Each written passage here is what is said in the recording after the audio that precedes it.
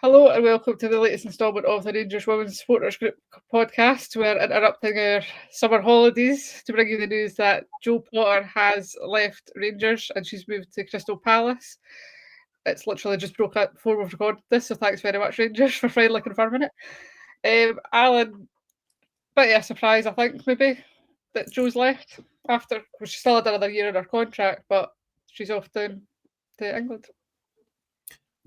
Bit of a surprise more on the timing, probably, or I think I probably felt like Jo would have left in the summer for quite a while, but after a cup final, there was absolutely no news on it, and everything seemed to just be rolling along and going to be preparing for next season. So when that news broke last night, it was quite a surprise, and I think it took us all by surprise in our group chat. Yeah, Car, were you surprised? She's obviously delivered us back-to-back cup doubles. Missed out of the league twice, though, very narrowly, unfortunately, but still had a good kind of tenure with us. But were you kind of expecting her to leave? Kind of, but I more expected we'd get rid of her more than she'd leave of her own accord. That was my kind of general feeling, that she had two chances to win the league, messed up both times, and probably should have been sacked, but has made the decision herself, it sounds like, to leave. We get a bit of money for her, so which is a positive. And I think we'll always just have that what could have been feeling when it comes to Jo, which is a bit gutting, to be honest, but she wants to go and test herself somewhere else. We get a bit of money, and now the chase for a new manager happens, or maybe they already have one. Let's hope her proactive. If they want to announce that now whilst we're recording, then we can talk about it. That would be great. So Jo has obviously released a statement about leaving. She said, "Making the decision to leave Rangers was one of the hardest decisions I've ever had to make. It's been a privilege to work with an incredible group of players and staff and deliver silverware to the club, something that will stay with me for the rest of my life. A special thanks go to the supporters who have backed the team and I at every turn. I will miss meeting you all after games, the songs, and celebrating trophies with you all. I know the future for this group and club will continue to be bright, and know I will always be a Rangers supporter from afar." So obviously it's taking the club to her heart, Alan, but as always, managers come and go. Managers do come and go, but it would be remiss of us to be talking about Jo Potter and no talk about the opportunity that the club have given us to speak to Jo after games over the last two seasons. And Jo's been nothing but first class with us on a personal level. So in that sense, it's very sad for us to see Jo go. She's gave us a lot of really good memories, and no doubt that Jo's learned an awful lot in her first management job. Certainly managers and players will come and go, and we'll go on to talking about players who may or may not have already left. So it's an exciting time, but it'll be a wee bit uncertain because who knows who's going to be next. Yeah, Kat, do you think Crystal Palace is a bit of a strange choice? It seems they've obviously just been relegated from the WSL to the WSL2, so it seems like a bit of a step down. Especially when there was other clubs that were kind of trying to get her. Apparently there was like teams in the US, Europe that were trying to get her. Teams down south that you would think she wouldn't be go for would be like Liverpool. Spurs were looking for a manager. Man City's maybe a bit of a push too far, but there was bigger clubs than Crystal Palace, with all due respect, that were available that might have been looking for her, but Crystal Palace. I think it's a bit of a weird choice and a little bit of a step down, but then she's from kind of near there. I mean, it's not that close, but it's closer than Glasgow is, I guess. So maybe that came into it. It's in England, so potentially that came into it. Wants to be a bit closer to home. It seems to be they've got a new lease of life being relegated. They've got more being put into it, potential rebuild, chance to go back up, kind of growth. That aspect potentially excites her, but for me it is a bit of a step down. But Rangers are the best club in the world in my opinion, so anything apart from us is a step down. So I do get it. She needs to go and spread her wings, potentially then looking at move after that to bigger clubs, and she's already in England. Steven Gerrard-esque, that didn't quite work out, but maybe it will for her, I don't know. But yeah, I don't really get it. If there was clubs in Europe or US looking at her, I'd have gone there, but I'm not her, so yeah, if she's got that potential to kind of use them as a stepping stone to get another job after that, then fair enough. Alan, have you seen any speculation of who we might get in at all? No, I think it's just fans just throwing names about that you'd expect. We'll have lots of people talk about Shelley Kerr's done a lot in the women's game. We'll have lots of admirers of Eva Hearts, but we wouldn't have picked Jo Potter when we were looking for a replacement for Malky. So there's every chance Donald and the board will pick somebody that we wouldn't even have thought of. So Jo's obviously got a background and very familiar with the Championship down south, so it's somewhere that she knows very well, and no doubt Crystal Palace will go down and look to go straight back up. But Birmingham City and London City Lionesses very, very close right to the last day last year.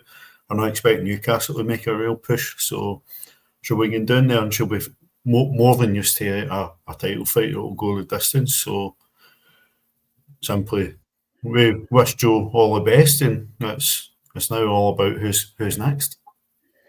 Yeah, definitely. We do wish her all the best. Car, do you think with our new manager hunt now, do you think we stay with a female manager now, or do you think it might be a male manager that comes in? I think everybody's kind of looking at all the female managers that are about, but could be a men's manager that comes in. Could be anyone. It's 2025. I don't know.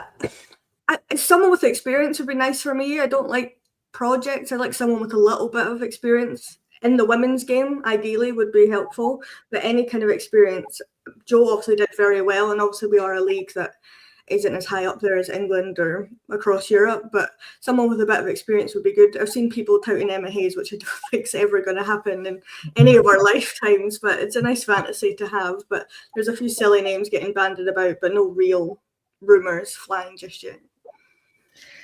Yeah, so we'll see what happens there, and hopefully that breaks in the next couple of days. And we actually know, because the fixtures come out tomorrow as well, Alan. We've got a friendly coming up the 27th of July, which isn't that far away. We play Middlesbrough at Broadwood 2 o'clock, so we kind of need somebody in place because before we know it, the team's going to be back in training. Yeah, I'm not sure how far behind the men they'll be in returning from training. Judging by Instagram, a few of them are still on holiday, so either next week or the week after we'll be back in training, and hopefully the club are going to act a lot faster than they acted to employing Russell Martin. So we can't afford to be waiting that length of time for a new manager, and I'm hopeful that the setup's a wee bit more stable on the women's side than it has been over recent times on the men's side. So hopefully there's some sort of succession plan even. Yeah, Car, you would expect it to kind of be the wheels in motion, because you would think if teams are looking at Jo, they would kind of have somebody kind of ready to come in. Then we need more friendlies put in place, because as good as we are, we can't live off one friendly. But the new owners that have came in seem to be quite interested and have said, obviously, that we've just kind of scraped the surface with the women's team. There's like a new sub-board in place to deal with the women's team. So it looks promising for the new owner's point of view and the board. Yeah, it does, and I was glad to hear that they were actually asked about that, and they said that they'd created that kind of subsect that we're going to look at the women's team. So that's impressive to see that they've just in the door and they're already thinking about that, which is nice. I can't remember what you first asked me, to be honest, Laura. I'm not used to this. I've completely forgotten how to do this. What was your first bit? Friendlies. Oh, yeah, that would be nice. So we trip down south or something would be nice. Oh, I've actually just forgotten how to do it. So maybe a wee trip to London, we'll go and play Chelsea or something, and Stamford Bridge. It'd be nice for all of us. That would be nice. So, as we said, Jo's left, but we also have other players that have went out. Obviously, we know Jane's retired. Tess and Vic were officially confirmed as leaving. They're away to New Zealand, of all places. Obviously, we kind of thought Vic would return home, and Tess was always probably going to go with her. They're away to Wellington Phoenix, so best of luck to them. Charlie Devlin's loan has ended, and she seems to not have a club there now, because I think Birmingham City also said she was leaving. So there's that, and Chelsea's left. Alan, you're right. Yeah, listen, I'm fine. Chelsea will go on and do great things. You know, she's progressed massively in the last few years. At Rangers, she's now well established in the Scotland team, so yet to see where she's going to go. But you know, I'm sure she'll go and do great things. I think the most exciting thing for us when we saw that initial release of the names that the players that were leaving was there was no mention of Kirsty McLean, who we believe is out of contract. So that certainly has gave us all at least a wee bit of hope that, you know, Kirsty's going to stay. But that might mean a wait for a new manager to be appointed before she'll make a decision and a commitment. Yeah, Cara, I don't think we're overly surprised at any of them leaving. I think Chelsea kind of made it a bit more obvious when she was kind of at the cup final sitting on the podium, and we're all kind of speculating that she was going. Tess obviously told us that she was leaving at the cup final, but we kind of touched on that in the last pod, I think. But yeah, as Alan says, good that Kirsty McLean still seems to be sticking around, and again, that will probably depend on who comes in next. Yeah, I think it also depends on what clubs are looking at her. If none of them take her fancy, she'll just stay here, you know, another year or so, hopefully win more things, get more experience under her belt, see who then comes in for her again. I think that potentially weighs on her mind. But if we can keep hold of her, it'd be a massive coup for us just to be able to keep that talent in the midfield. Tess wasn't really a midfielder anymore. She was more of a defender, but we lost her. We're kind of light in that area now with Chelsea gone, so it's potentially then who do you bring in? If you lose any two, we're really short in the midfield at that point. So it'd be massive to keep her, and hopefully the new manager is as much at using the youngsters. Not that Kirsty McLean's that young anymore compared to some of the ones younger than her, but want to give them chances and play them more often. So that might play on it too. If it's somebody that comes in and says, no, I want experienced players, I want to bring them in, she might just go somewhere else to play football. Yep, so that's all the outgoings. New contracts, Alan will go with the one that got the most positivity. Camille signed another 1 year contract, which seems to just be a rolling 1 year thing. She just seems to want to stick around for a year and see how she goes. But really positive that Cammie's sticking around because she was really good for us last season, and she hopefully kicks on this season as well.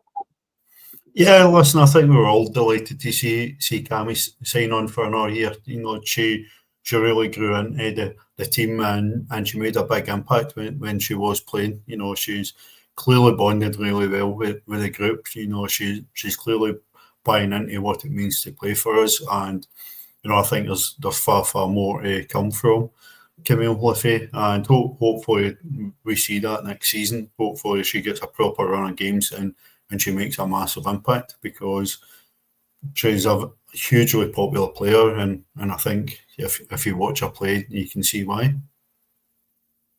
Yep, definitely. I'll just stick with you, Alan, because Sarah Ewens also signed a 1 year contract. Probably not surprising. She was injured, so kind of got that duty of care to look after her and see her through her rehab. So she's signed another 1 year contract as well. Yeah, I think I would have been very disappointed in the club if we'd released her, not done the right thing by her. You know, I think Sarah worked so hard last year to get back fit.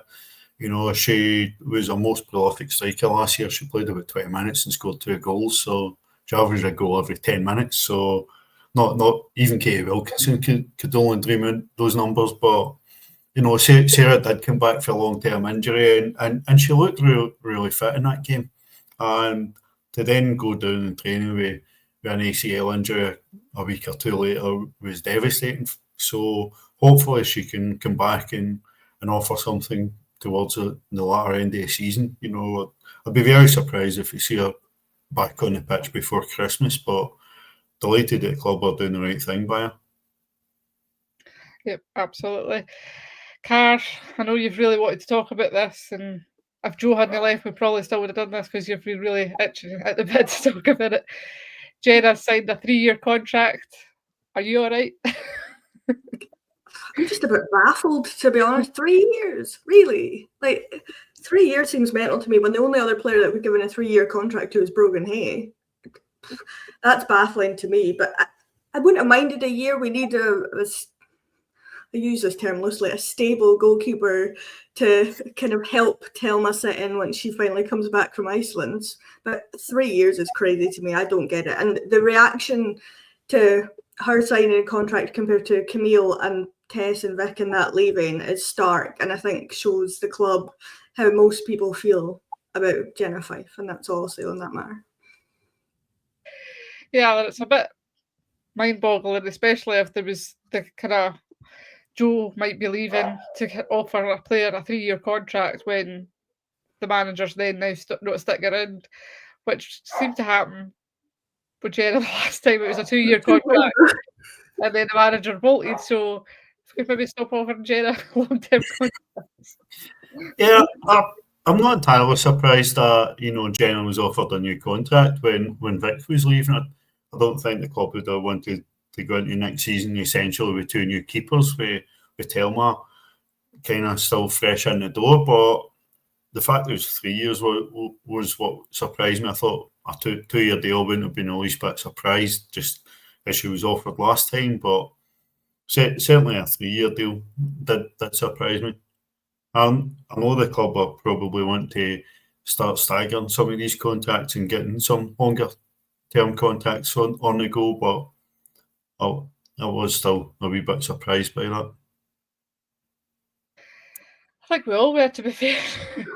But she's here for the next 3 years, so as much as we joke, we'll get behind her when she's in goals. Just if anything to stop the goals going in. So that's that. On the youth level side of things, we've obviously had some players be released and move on. Pastures new. Maddie Maxwell and Abby McMillan have went to Gartcairn so far, that has been confirmed. So obviously Maddie was one that we were talking about quite a lot last year. Cara, a good wee player, but obviously still quite young. So obviously we wish the two of them all the best as well, and good to see them getting moves to clubs that they're familiar with. Yeah, it makes sense. They weren't quite ready to play for us yet, and I think maybe with their age, it was, we kind of had to give them a professional contract, or they had to move on kind of thing, and maybe the club looked at it and said they're not ready yet. So maybe we do what we did with Leah Eddy, and we'll give them a few years out playing, get experience, and then bring them back. But yeah, top talents are really going to go quite far, especially in the Scottish game. So I wish them all the best, and we'll keep an eye and see how they get on. Yep, definitely. We'll just, again, we obviously touched on it a bit earlier, Alan, the fixtures are released tomorrow at 9 o'clock, so that'll be good to know who we're going to play and obviously see where we're going. Probably going to be a long old trip up to somewhere up north or whatever, but who are you expecting us to get first? Well, the cynical part of me kind of expects another trip up to Aberdeen to start the season, but the good thing is I don't think I'm night shift the night before the season starts this year like I was last, so it'll be a lot easier if it is, but maybe a double start away to Motherwell. I called that for the men's fixtures, so I wouldn't actually mind a wee easy trip out to K Park to start the season.